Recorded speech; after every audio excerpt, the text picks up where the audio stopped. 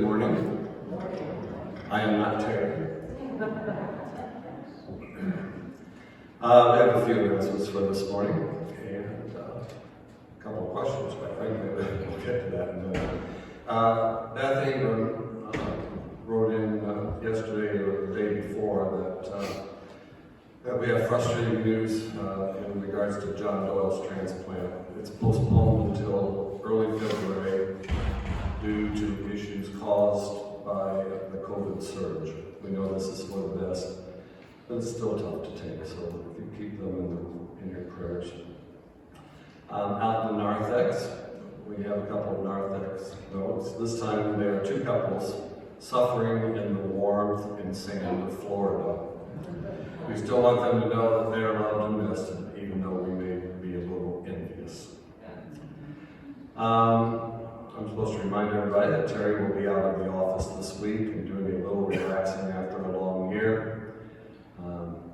She needs a week off. She felt bad about it at our council meeting on Tuesday. Everybody was in agreement that she could probably use a break.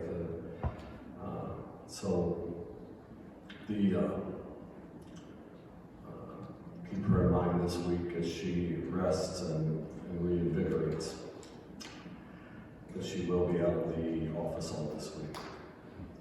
FCC is very proud to sponsor Boy Scout Troop 907, which has produced one of the largest number of Eagle Scouts in the United States. In fact, there's some thinking that maybe they have produced the most Eagle Scouts of any troop in the nation.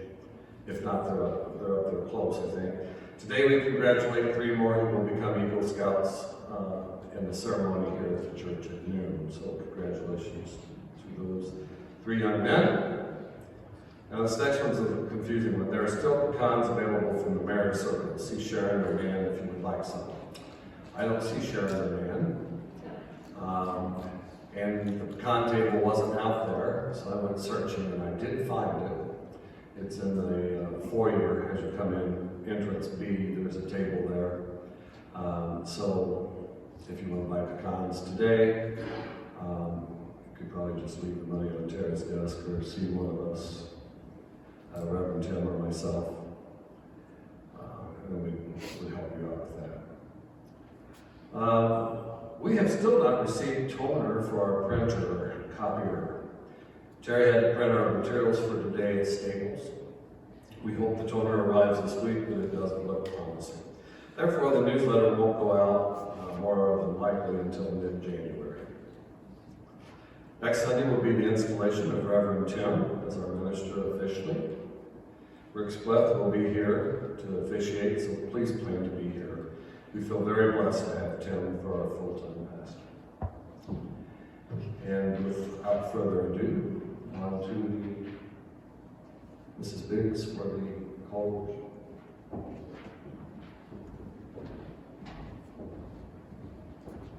Now, please stand if you're able for our call to worship. People who walked in darkness have seen a great light. The light shines in darkness, and the darkness has not overcome it. Those who dwell in the land of deep darkness, on them has light shined. And we tell Christ's story as the only Son from God. For us to a child is born, to us a son is given. In him is life, and the life was the light of humanity. And he is named Wonderful Counselor, Mighty God, Everlasting Father, Prince of Peace. And the Word became flesh and lived among us, and we have seen his glory, the glory as of the Father's only Son, full of grace and truth. From his fullness we all receive grace upon grace. Amen. Amen indeed. Please be seated.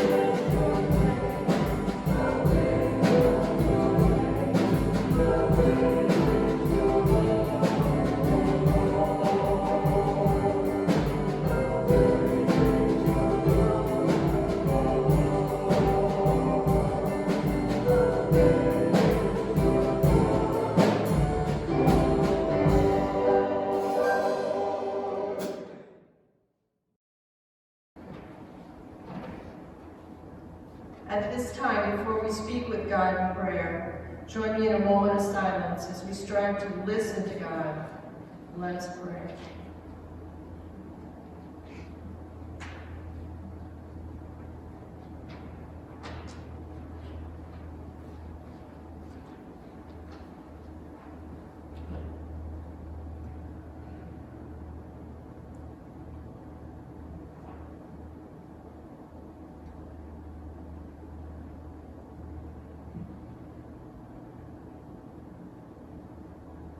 Dear Lord, as we start a new year, we have hope and aspirations for the future, but we should not forget those that we've lost and keep the memories of them in our hearts forever. God has been with us and will continue to be there. We have proof of this. He gave us his Son, and we've just celebrated his birth. Going into the future, let us continue to pray for the world to heal and to become the place that we love.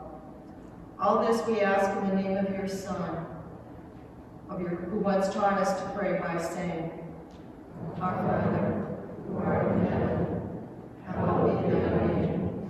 Thy kingdom come, thy will be done, on earth as it is in heaven.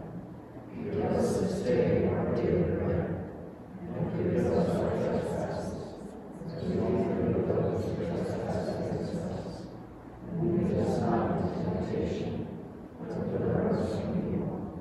For thine is the kingdom, and the power, and the glory forever.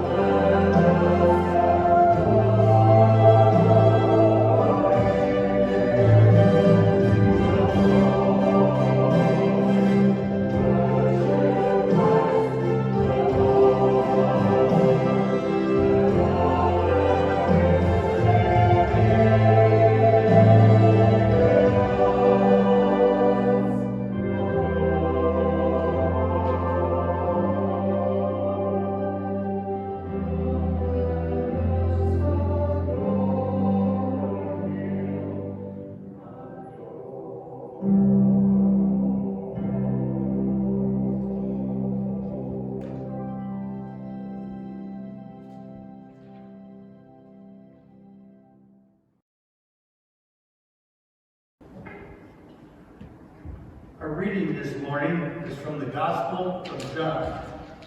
In the beginning was the Word, and the Word was with God, and the Word was God. He was in the beginning with God. All things came into being through him, and without him not one thing came into being. What has come into being in him was life, and the life was the light of all people. The light shines in the darkness, and the darkness did not overcome it. The true light, which enlightens everyone, was coming into the world. He was in the world, and the world came into being through him. Yet the world did not know him.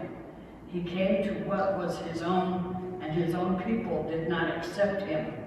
But to all who received him, who believed in his name, he gave power to become children of God, who were born not of blood or of the will of the flesh or of the will of man, but of God.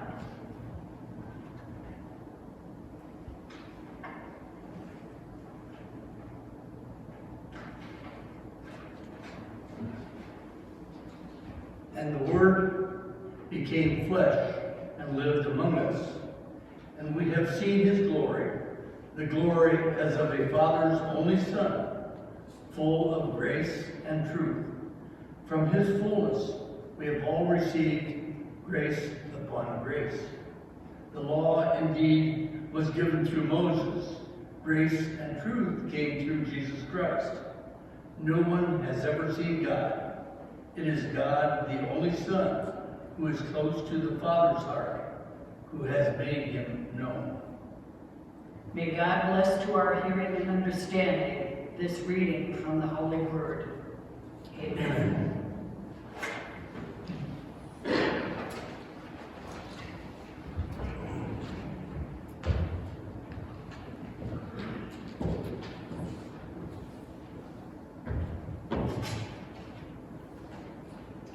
Well, so this Sunday, there's actually a prayer to add to the list. Our technical coordinator, tech director, Mike DeGan, who usually is back there in the booth, making sure our service is live streamed effectively. There's COVID that he was exposed to. And so he is being cautious and staying home after consulting with me and our council president, Doug, about that. So we unfortunately don't have a backup live stream person, which we actually were starting to work on before this week. And so hopefully that will not be an issue in the future, but we're not live streaming. But let's keep Mike and the person he was exposed to in our prayers, and he's fine. He actually has tested negative, but he's concerned he was exposed, so it's early still. Last I heard he was still feeling fine though. Anyway, so I'm not going to be doing the adult timeout children's message because we don't have any kids, and like other weeks, there are no kids able to watch. So we'll just go right into the grown-up message. That's how it is.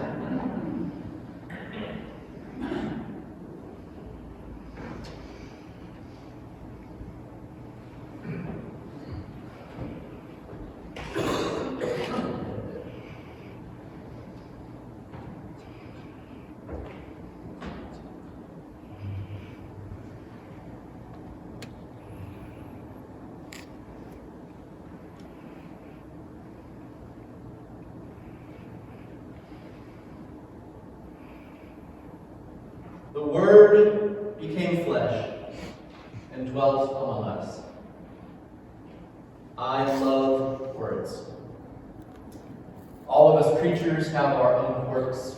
One of mine, as you've maybe already noticed, is I spend a lot of time looking into where the words come from in Scripture. I think about the translation. I think about what the words meant in their original language. I like to explore what the literary structure is of the book and of the passage itself. What are the metaphors mean? What is these passages really saying in the original language in ways we might not recognize? And what can they be saying to us today? Sometimes it helps me. I think a lot of times I get more insight by looking into those sort of nitty-gritty word details.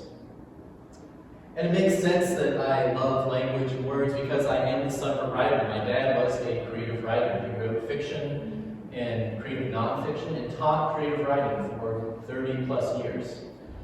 So he was actually a writer and a teacher of writers, including me.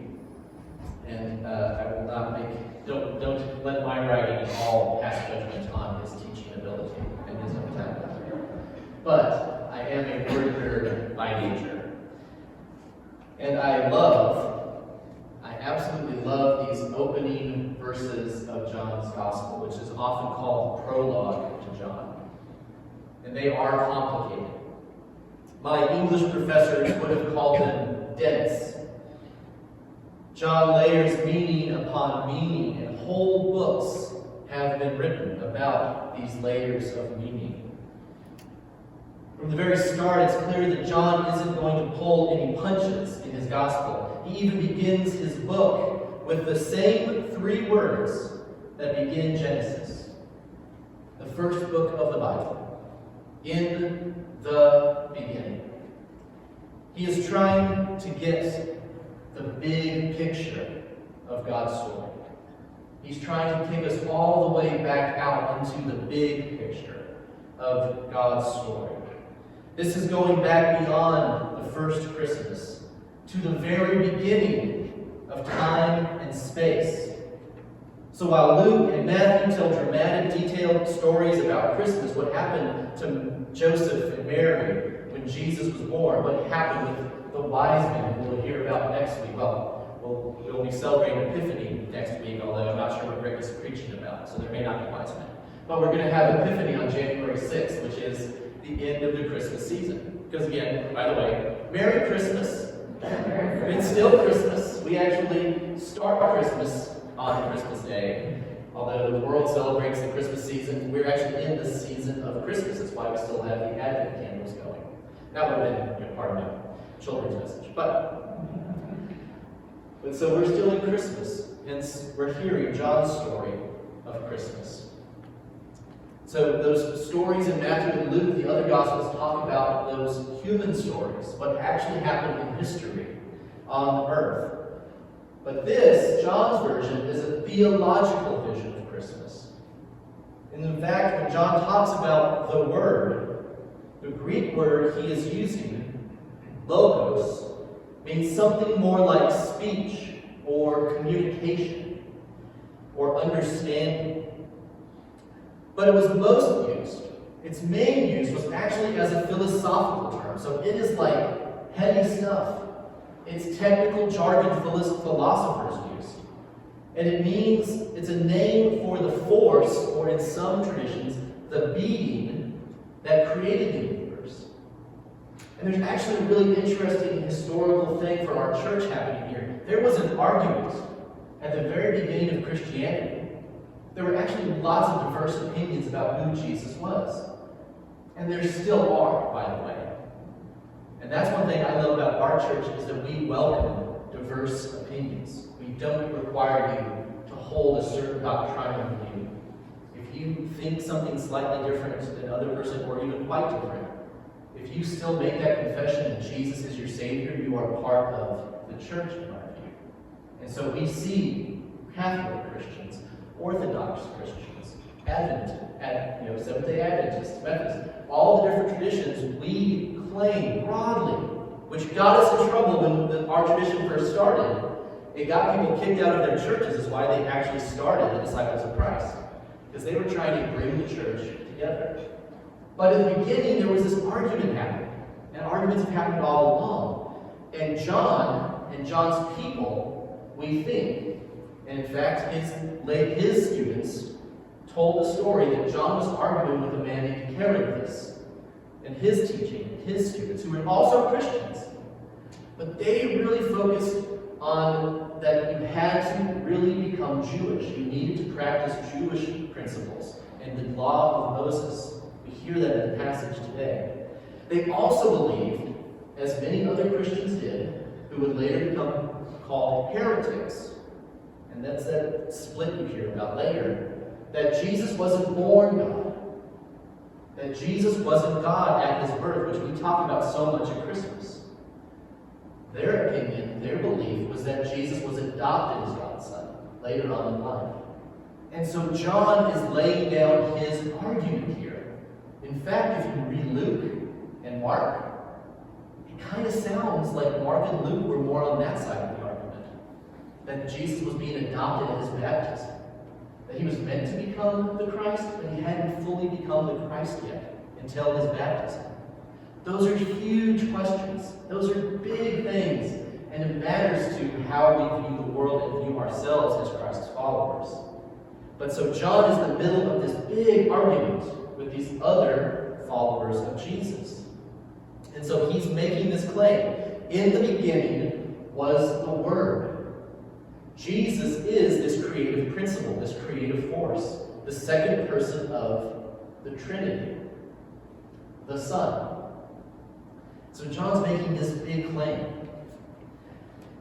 And that's why this word, logos, which is a technical philosophical term, would have actually made sense to the readers of John's Gospel. It would have been familiar with it.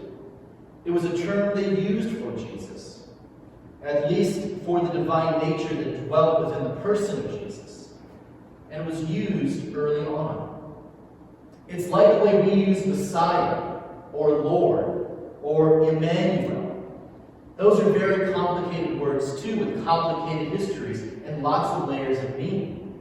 But we use them all the time when we talk about Jesus, even if we might struggle to actually define them. But listen how John uses these same words over and over with slight changes. In the beginning was the Word, and the Word was with God, and the Word was God. He was in the beginning with God. All things were made through him, and without him was not anything made that was made. What does that even mean? Like, your brain starts to turn into a pretzel. Maybe mine does. Maybe you followed it perfectly, and I'm extrapolating from my own experience. But you know what? I think the fact that this is so dense and difficult is actually the point. As I said a moment ago, we don't have to be doctrinally pure here. There are lots of disciples from early on, and even today, who do not believe the things that John and the early Christians, the Christians who became what's called Orthodox Christians, and that'll happen over hundreds of years, both in the ideas, marketplace of the ideas, and even on the battlefield, frankly. There was this argument about Jesus' nature, and so in some churches, you have to be really clear that you agree with the party line. This is who Jesus is. If you don't believe those things, you're not really part of that church. The church will teach. That's most other Christians. But it's not us. So there always have been disciples who had different views on the Trinity. I love the doctrine of the Trinity. I love the doctrine of the Incarnation. But I don't believe that I am the only person, that my view is the only right one.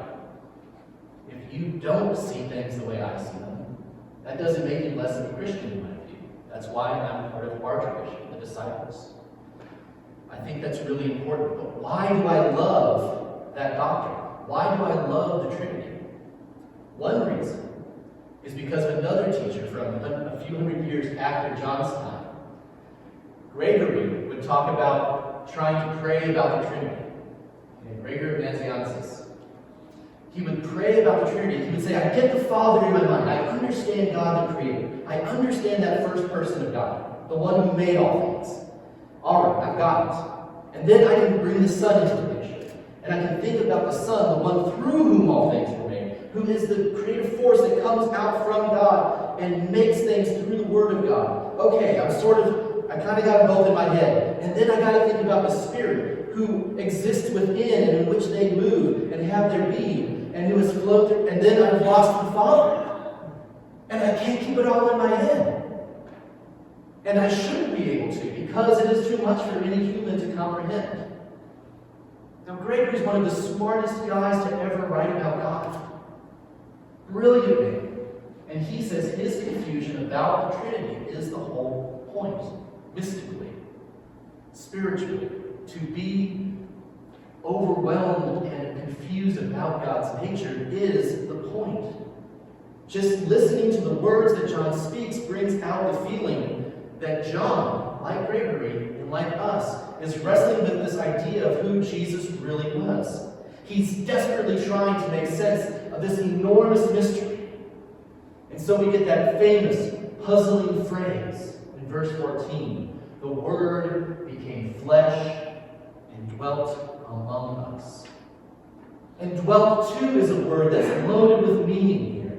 The word John uses actually means pitched a tent. It's not lived, it's pitched a tent. And why would he say pitched a tent? Is it just a metaphor? It's not. It has a history. John is going back in his memory to the Exodus story from the Jewish Bible, the Hebrew Bible, which is part of our Bible still. In Exodus, the Jewish people, the Israelites, flee Egypt and live in the desert for 40 years. And they build a tent called the tabernacle, where God dwells with them. In the wilderness, Moses, it says, would go to the tabernacle, this richly decorated tent. People gave all these belongings, all the different tribes contributed to making it. And it says it's where the Ark of the Covenant would be, the Ark that held the original 10 Commandments. But it's a place where God appeared to the people. God's presence actually dwelt in the tabernacle. It says that Moses would speak to God face to face, like a friend. So in a sense, God lived at the center of the camp with the Israelites. Look how all of their tents, the thousands of people, surround the tabernacle. Eugene Peterson, who's a Presbyterian minister who passed away a few years ago, had a wonderful paraphrase of the Bible called The Message. He translates dwelt among us as moved into the neighborhood. God moved into the neighborhood. John is being creative. He's pulling stuff from everywhere, everything he knows. Greek philosophy, Hebrew scripture, his own experience of trying to understand who Jesus is, this person he knew but couldn't quite understand. He's a disciple. If we really think that it's John who wrote the Gospels, which most scholars don't necessarily think, but if we imagine it this way, this young disciple who followed along in Jesus' footsteps for years is now trying with all his might to share with his students, his people, who this person is who has changed his life so profoundly. And he prays it's changing their lives just as profoundly. And he believes is bringing the world back to its original purpose. So he's working really hard in these verses to get across who Jesus is. But I don't think, even though he's using this highly philosophical language, especially when he calls Jesus the Word, that philosophical term, this isn't, even though he's arguing comparing this isn't a theological treatise. Actually, most Bible scholars think that this prologue of John is more like a hymn, a poem, a song. This is John's Christmas carol. So all the way back to the 1st century, our faith is trying to find words for a mystery that can never be put into words. But that is part of faith. And actually, maybe the most important part of faith, reaching for something beyond ourselves, something we can't even come close to explain. But we still have to talk about it. We struggle over how to translate John's words, just as John struggled to put the miracle and the mystery of who Christ was into words in his own language in the first place. And here we are. Here we are in Valparaiso, Indiana, talking about that same mystery in a language that didn't even exist when Jesus was born. Here's something that really brought it home to me. The Latin words for the Word became flesh. Again, John didn't write in Latin, he wrote in Greek. We saw the Greek a moment ago. But then, of course, the Roman Empire became a Latin-speaking empire. And so Jerome translated the Gospels into Latin. And the words he used were, the Word became flesh, is verbum caro factum est. But when I went to Israel, I was blessed to go to Israel during seminary, I discovered a place where they add a word to the phrase, and you see it here. Verbum caro hic factum est. Here. Hic means here, in Nazareth, in the Basilica of the Annunciation, which is built over the place that early Christians believed Mary and Joseph lived. It would be the basement of Joseph and Mary's house, essentially. There are inscriptions that read, Verbum caro hic factum est, which means the Word became flesh here. The Word became flesh here, in this place. And that absolutely floored me. Literally. I was so overwhelmed when I came into this altar, I lay down on the floor, prostrate, with my head down. The way I'd seen my Catholic and Orthodox friends being ordained lie down in front of their bishops.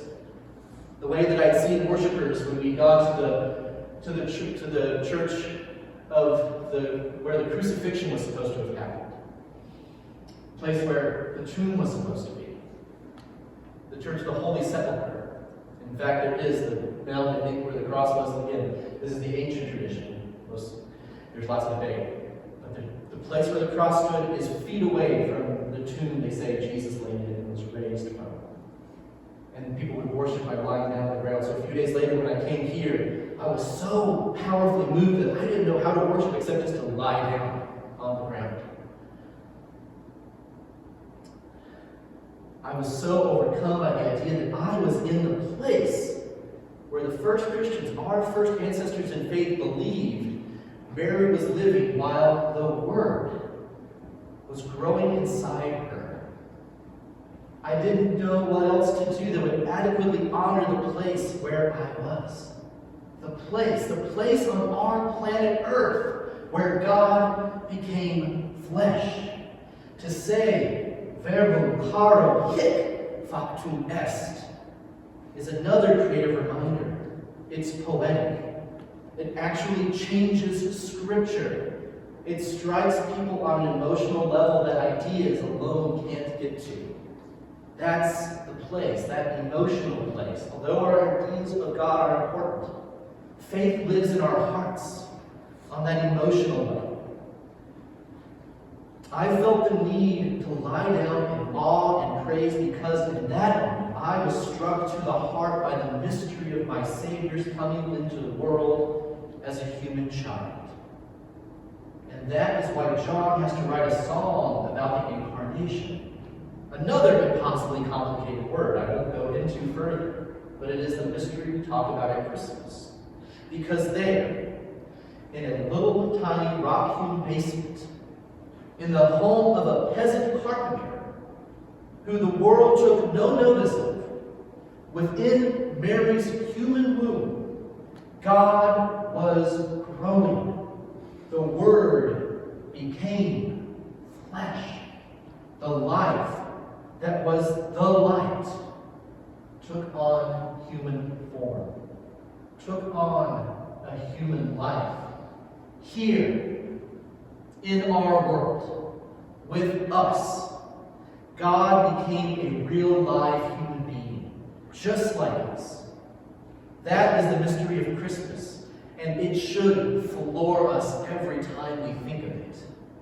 And so John did what people have done in response to faith forever. He sang about it.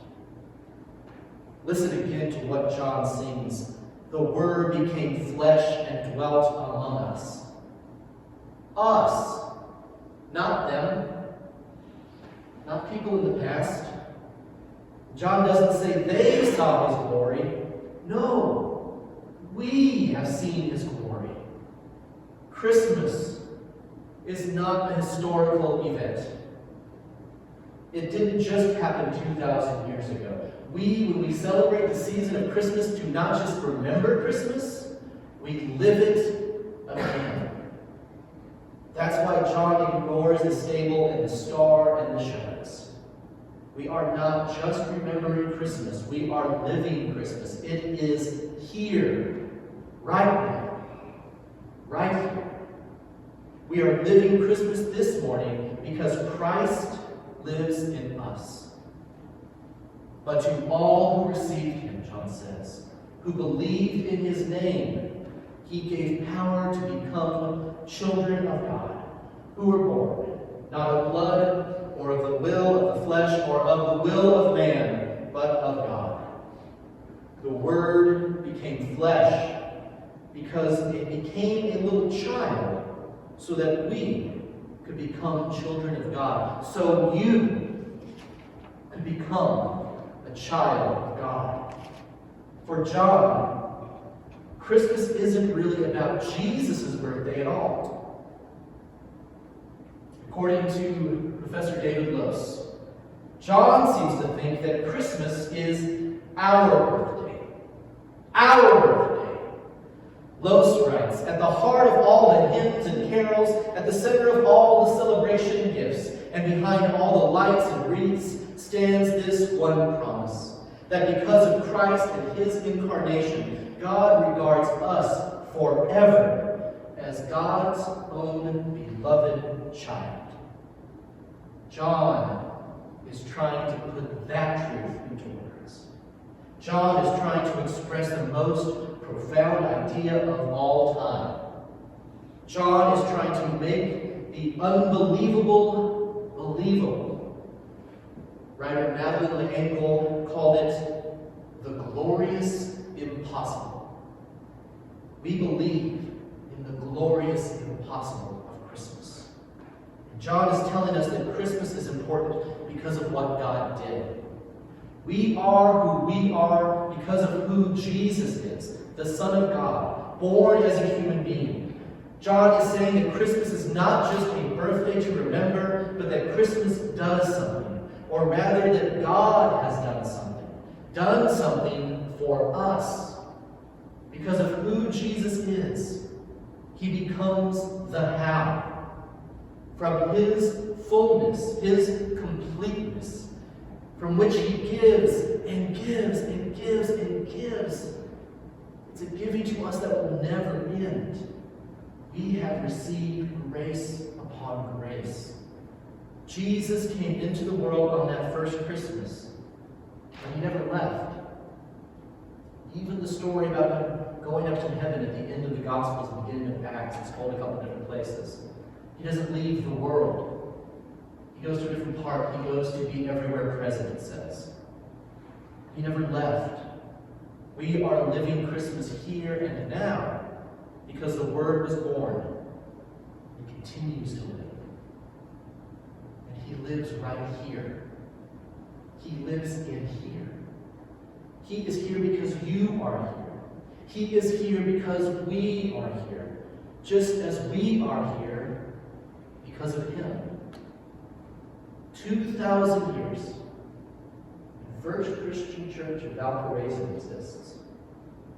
Reading scripture, praying prayers, preaching to varying degrees of success, and most importantly, singing in a language that wouldn't even exist until 1,500 years after Jesus' birth, until 1,500 years after John wrote his words of praise to the Word made flesh.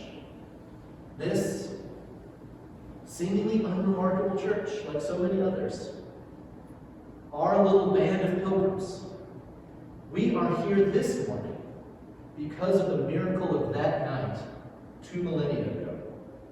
Because God did something.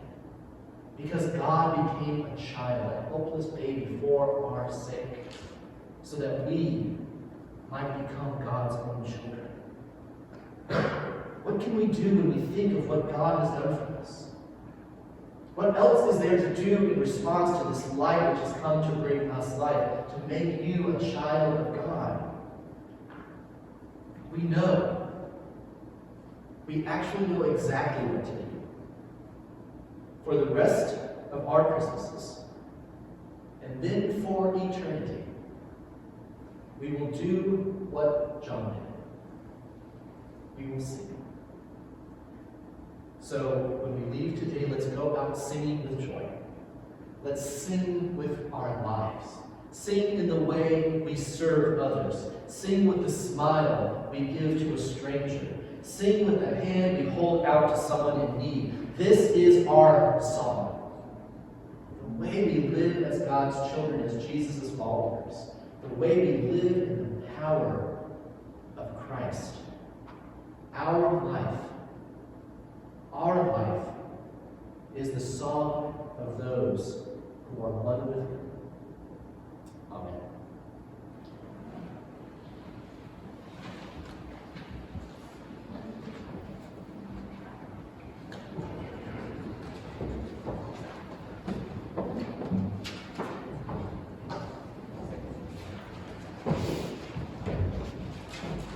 Let us sing together of the Father's love begotten.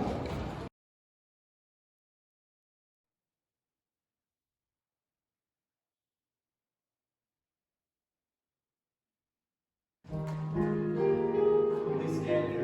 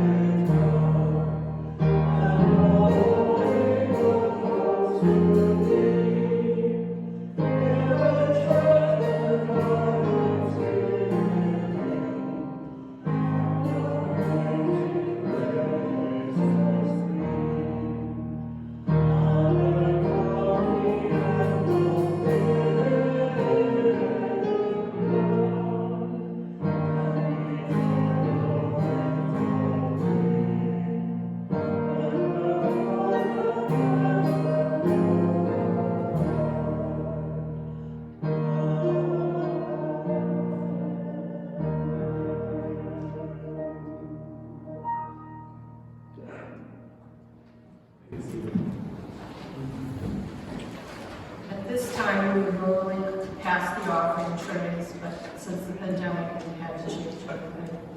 So today you have at least two choices you can to set your offering and leave it here.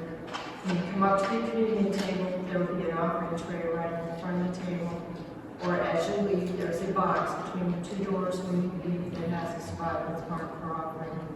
Otherwise, you can use the QRC code that's in your program, or you can mail your offering to the church.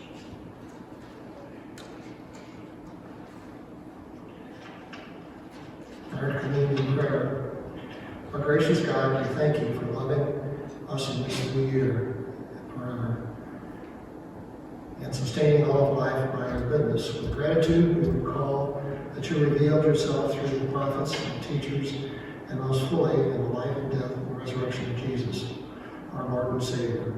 Through the power of your Spirit, let us know afresh the joy of Christ's living presence, the strength to face every circumstance of life, and the knowledge that nothing can ever separate us from your love. Amen.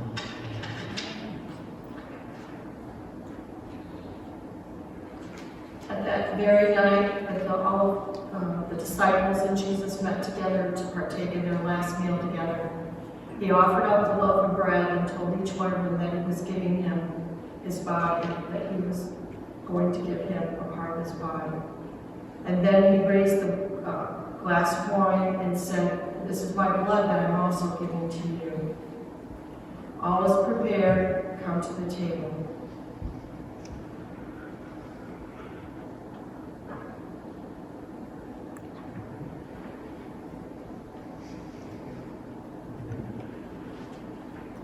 Let us come to the table. All is ready. All are welcome.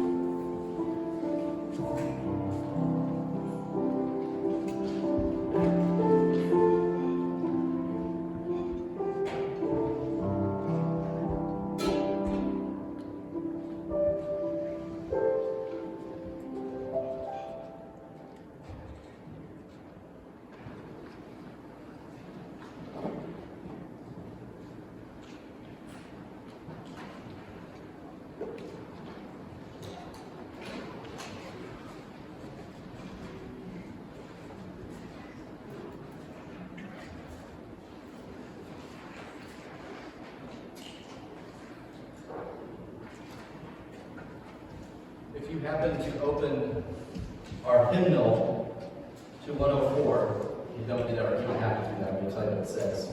It's where that hymn came from that we sang a moment ago. If you look at the bottom of any of our hymns, you can see who the author is. Sometimes it says anonymous because we don't know. But this one, of the Father's love begotten, or of eternal love begotten, which is more accurate in the Greek. Aurelius Clemens Prudentius, 4th century. We were singing words from someone who wrote in the 300s.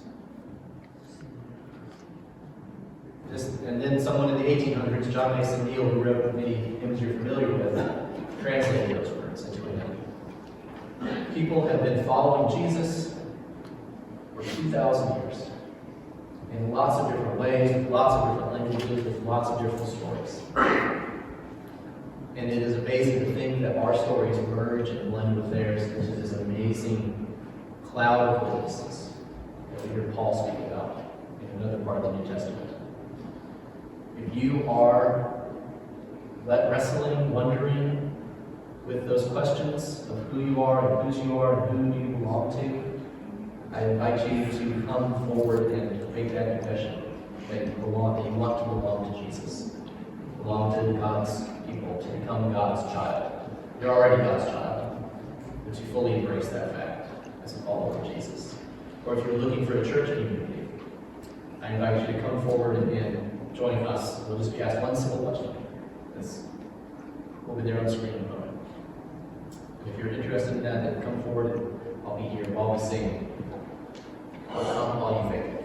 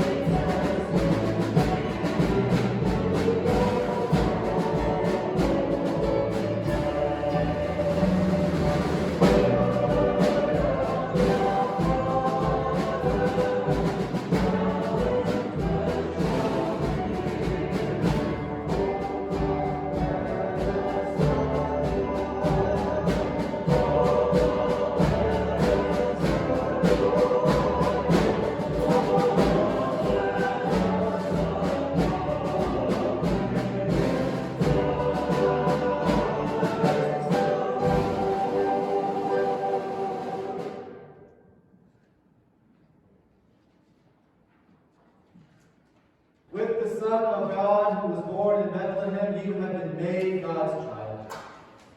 You are part of God's family, and you shine God's light into the world. Let us go out in the light of Christmas, knowing there is so much work to do, to share God's love, God's peace, God's justice. Let us go forth and do the work we are called to do. Amen.